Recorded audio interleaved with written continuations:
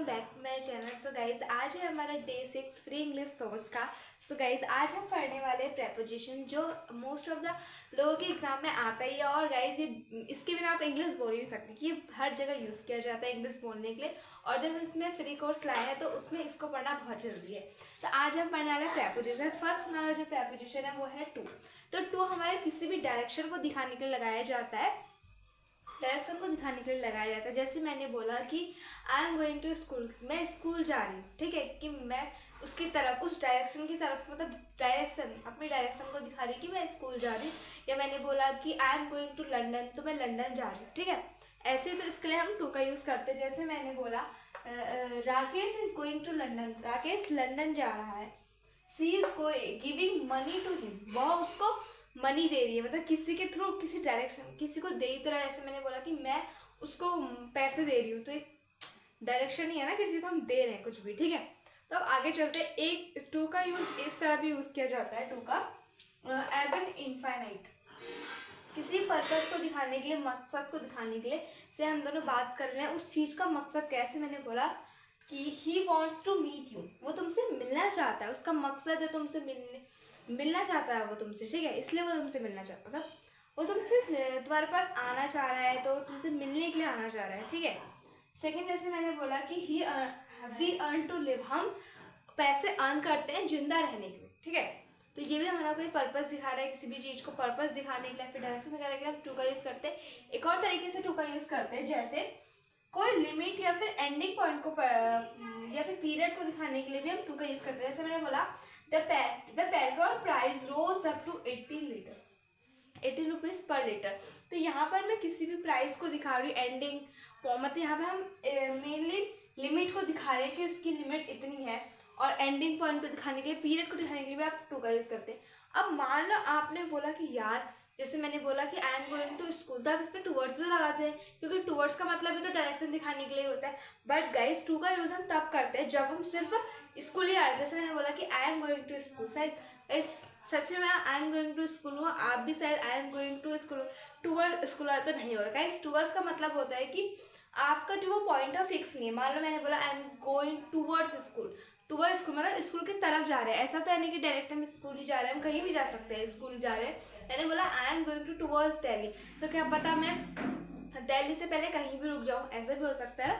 तो टूवर्ड्स का मतलब क्या होता है कि हम उस तरफ को जा रहे हैं, यहाँ पर जरूरी नहीं है कि हम वहीं जा रहे हैं। अगर टू लगाते तो इसका मतलब कि आप एग्जैक्ट वही जगह पर जा रहे हो, ठीक है।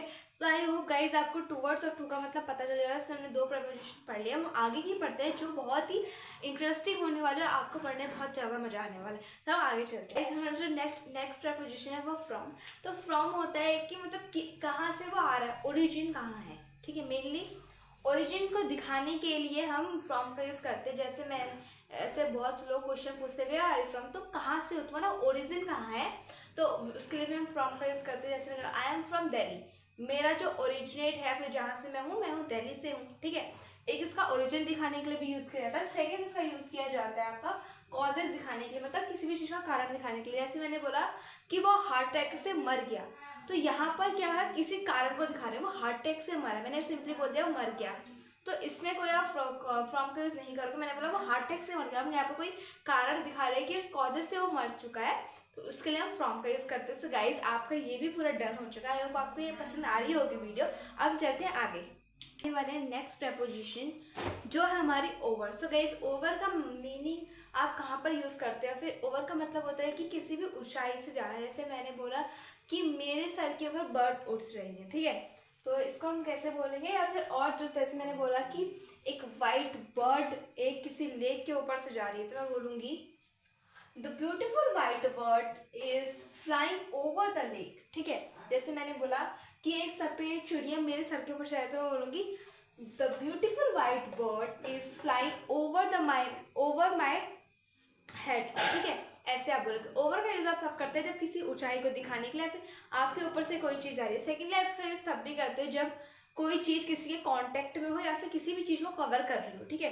जैसे मैंने बोला my hands over my air, जैसे मैंने अपने हाथ के कान के ऊपर हाथ रखा, तो मैं बोलूँगी my hands over my air, क्योंकि हम किसी भी चीज़ को ढक रहे हैं और ये कॉन्टेक्ट में भी आ रहा है, ठीक है। तो अब हम आगे चलते हैं। ये हमारे ओवर का हो गया। और एक और इसका दिखाने के लिए, अमाउंट को दिखाने के लिए, एज को दिखाने के लिए भी ओवर का यूज़ कर।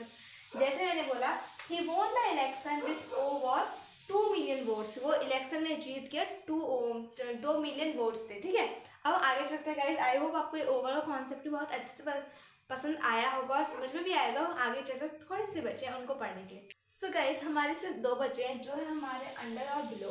ये किसी भी 2 चीज़ें से हमने ओवर और अबव पढ़ा, इनके अपोजिट होते हैं। तो कौन किसके अपोजिट है इसको हम सुनते हैं। जो अंडर होता है वो ओवर का ओपोजिट होता है। आपने अगर अंडर और अबव अच्छे से पढ़ लिया तो आपको बिलो और ये कहते हैं अंडर, इसमें से सॉरी, अगर आपने ओवर और अबव अच्छे से पढ़ लिया तो आप बिलो अंडर आराम से कर सकते हो। जो आपका अंडर होता है वो ओवर का ओपोजिट होता है। जैसे अंडर का मतलब, ओवर का मतलब क्या होता है, किसी भी चीज़ के ऊपर और कांटेक्ट में हो, तो वैसे ही अंडर का मतलब किसी भी चीज़ के नीचे बट कांटेक्ट में हो। जैसे मैंने बोला था cat is under the table, जो कैट है वो टेबल के नीचे है। ठीक है, उसके कांटेक्ट में तो हो गई और किसी भी चीज़ को वो टेबल कैट को कवर कर रही है, तो इसीलिए ये उसका ओपोजिट है। क्योंकि हमने जो ओवर पढ़ा था उसमें आपको बताया था कि किसी भी चीज़ को कॉन्टैक्ट करने या फिर कवर करने के लिए हम ओवर का यूज़ करते हैं। तो अंडर उसका ओपोजिट होता है। उसके बाद बिलो, तो अबव का मतलब हमने बताया कि हाईएस्ट लेवल में, बिलो का नंबर, बिलो का होता है कि लीस्ट नंबर, सबसे नीचे वाला। ठीक है, ऐसे मैंने बोला there was a big box below the painting. जो क्या कहते हैं, ये जो पेंटिंग है, जो बॉक्स है वो पेंटिंग के नीचे है। ठीक है ना, वो कांटेक्ट हो रहा है ना वो उससे कवर हो रहा है। बट जो बिलो का मतलब बिलो का यूज हम तब करते हैं जब अबव का ओपोजिट होता है, क्योंकि अबव का मतलब क्या था, हाईएस्ट लेवल में और किसी भी कॉन्टेक्ट के टच नहीं हो। ठीक है, so guys I hope you like it. So guys आपको पसंद आएगा, बट ये वीडियो भी एंड नहीं हुई है, आपको लास्ट में क्वेश्चन करना है, तो पहले हम क्वेश्चन करते हैं। सो गाइज अब हम कर लेते हैं थोड़ी सी क्वेश्चन प्रैक्टिस, जिससे कि आपके कॉन्सेप्ट और ज़्यादा बूस्ट हो जाएंगे। जैसे फर्स्ट है आपका, we are going to date test the musician. So guys पहले आप इसका कमेंट में आंसर कर दो, फिर आप प्लीज चेकआउट कर लो।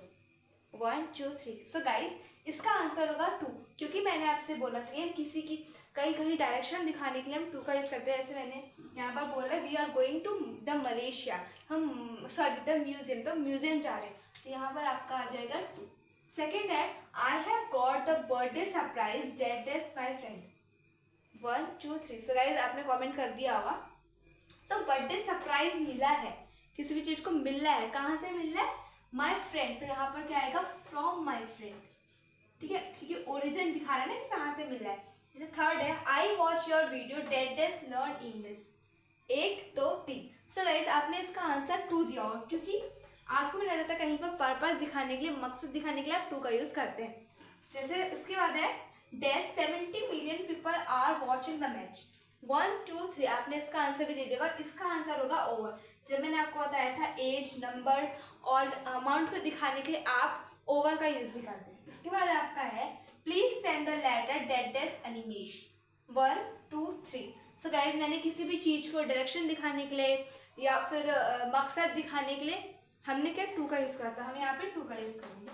So guys that is all for the video, I hope you like it. So guys आपको पसंद आई होगी, और आपको पसंद आई है तो प्लीज़ वीडियो को लाइक करो, कमेंट करो और सब्सक्राइब करना मत भूलना, और किसी को शेयर करना मत भूलना।